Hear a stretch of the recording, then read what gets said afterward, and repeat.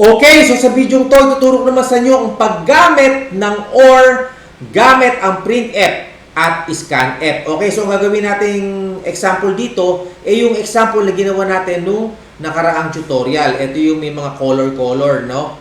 So, click natin to.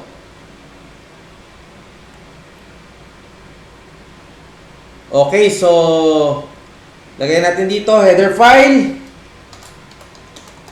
include stdio.h. Then, include kunayo.h. Then, void main. Then, lagyan natin clear screen. Then, lagyan natin dito character. Let ang variable name. Then, printf. Enter a letter. Ayun. Then, lagyan natin dito scanf.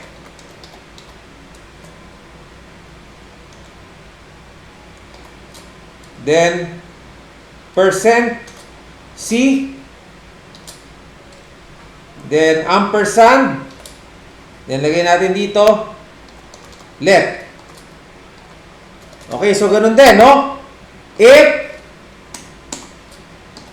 let is equals to capital R, then or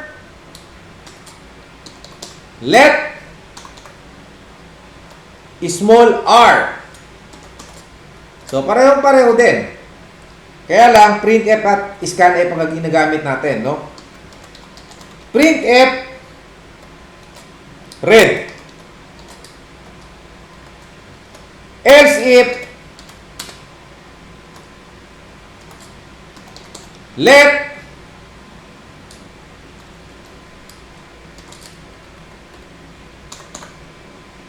then G, or let small g, printf, lagay natin dito green. Else if,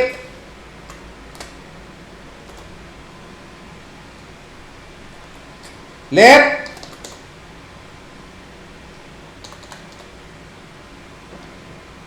C.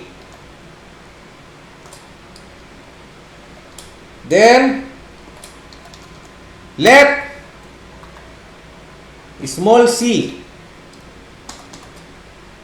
Then, printf. Lagyan natin cyan. Then, else if.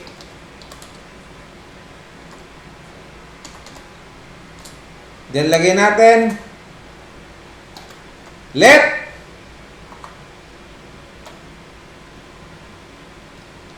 B. And let small b.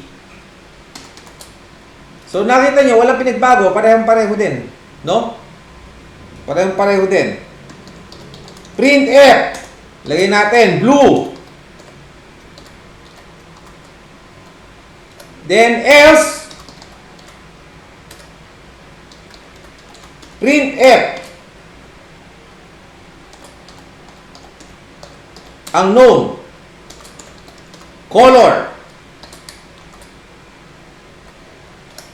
Okay, so lagyan natin dito getch and close. Okay, so tignan natin, baka may mali, no? So mukhang ayos na naman, no? So malalaman natin yan kung may mali. Run. Okay. So lagyan natin R. Red. Small r. O yun, red pa rin. So, yun. So, nakita nyo, walang pinagkaiba. No? Okay, so, ganun lang kadali. Okay, so, hanggang dito na lang yung ating tutorial. Magkita-kita tayo uli sa sunod pang mga tutorial.